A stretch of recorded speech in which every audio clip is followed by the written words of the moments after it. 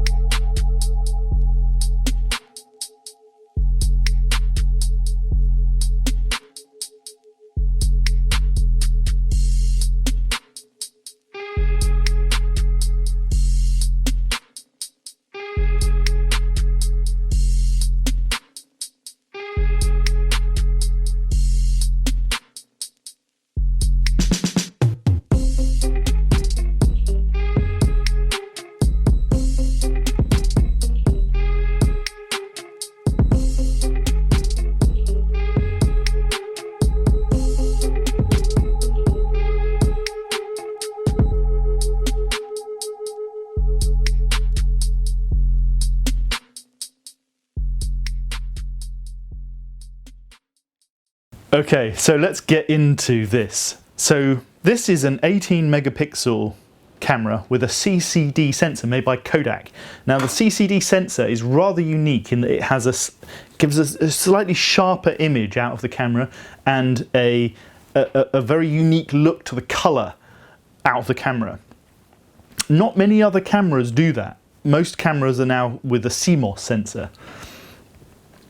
And that is why this camera has this unique quality that a lot of people talk about.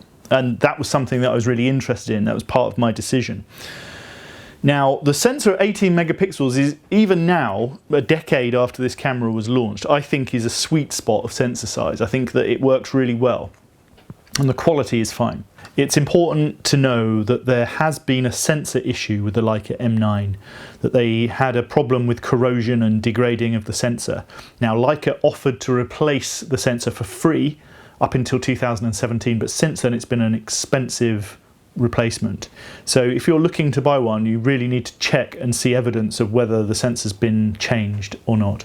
The ISO range of this camera will not go beyond about 400, which is 400 ISO, which is on one hand extremely frustrating because modern cameras can go to 100 billion ISO or something crazy and you can use them in all kinds of conditions, whereas this is kind of really firmly stuck in the past.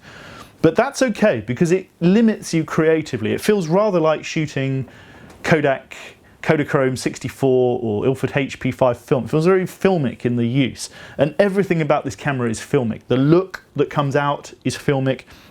How it feels to shoot with it is very filmic. It's like going back in time. It's a manual focus camera, which is really tricky if you're not used to using manually focused cameras, especially using the rangefinder system. So what you're looking at through the viewfinder is not what you're seeing through the lens. What you're looking at is an image through the viewfinder which has two little square images which you need to then line up. It takes a while to get used to it. It takes a while to get used to getting critical focus.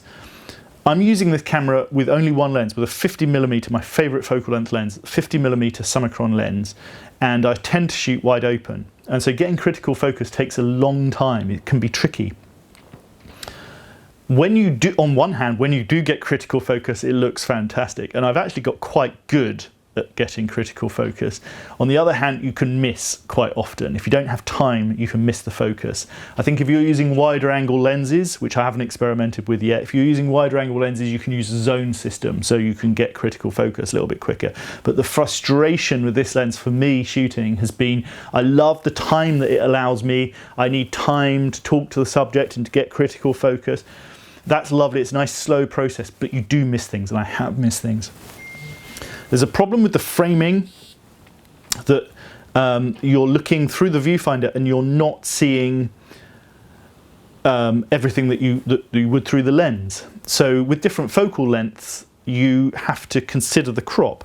So for example, when using 50mm lens, I'm actually needing to sort of go in a little bit on the frame, because otherwise you can chop bits off. And there are guide marks in the viewfinder which you can change for the right focal length lens that you're using, but it can be quite confusing if there are lots of other things going on at the same time. You can and do occasionally forget, and then you end up cropping someone's head off.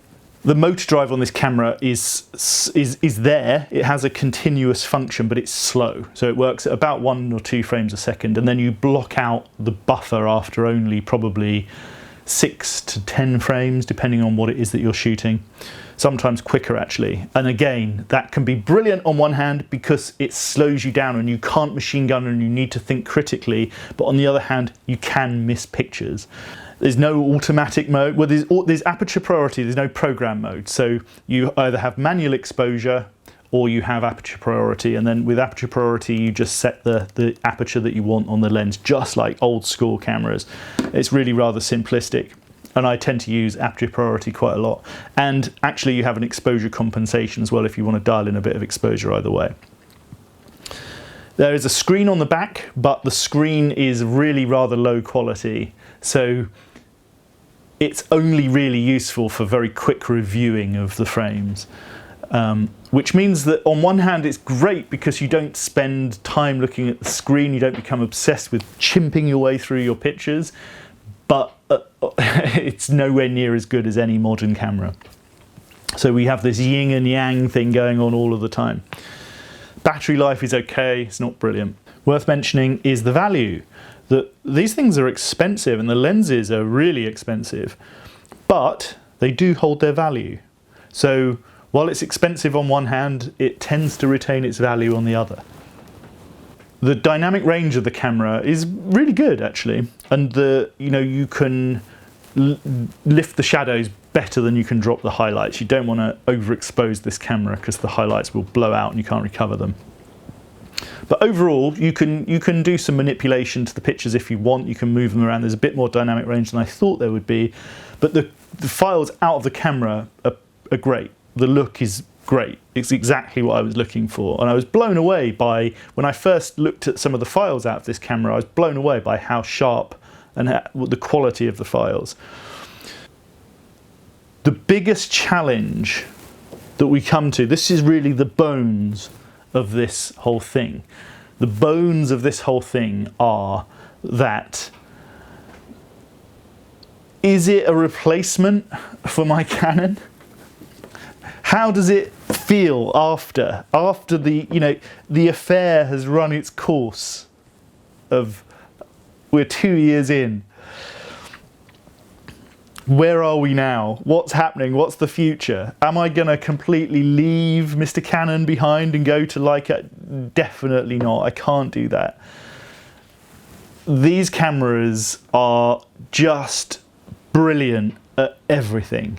The world might look a little bit boring through them after you've been looking through this viewfinder for 30 years, but they're just incredible.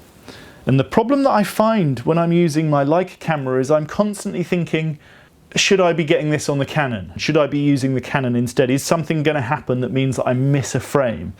Is something going to happen which means I can't get critical focus quick enough, whereas I know I'd be able to get it on the Canon? And yet this makes me feel fantastic, and the files that come out of it are perfect, and you know, it makes me feel in a very different way. But I tend to find myself steering back towards this, and I think it depends a lot about what type of photography that you're doing. When there's lots of other things going on around you, when there's lots of fast moving things happening, and you might be having to talk to a subject or direct lighting or deal with some other thing, then the extra second of thought that it takes with the Leica can be almost too much, and you just go to this and you know that this is going to do the job. The twist to this story, the big twist to this story, is that I have a problem with my eyesight, and that is a problem when going from different camera systems, from autofocus back to manual. It's fine, I can correct my problems with contact lenses or glasses, but what I can't do is go between different cameras easily anymore. And so that is going to play a part. My physical degrading as a human is going to play the part in probably making this love affair go so that my beloved Leica is going to have to take a sideline, and I'm going back to my Canon. I hope that this might have been of some interest to you if you're considering some of the same things that I've been talking about. If you're looking for a camera that makes you feel differently, if you're considering a Leica M9 a decade after it was first introduced, if you're looking around on the second-hand market, if you're a Leica M film shooter and you're wondering about going to digital, I hope that this has been of some use to you. And if you have any questions, fire them at me and I will answer in whichever way I can. Thank you very much for listening. Goodbye.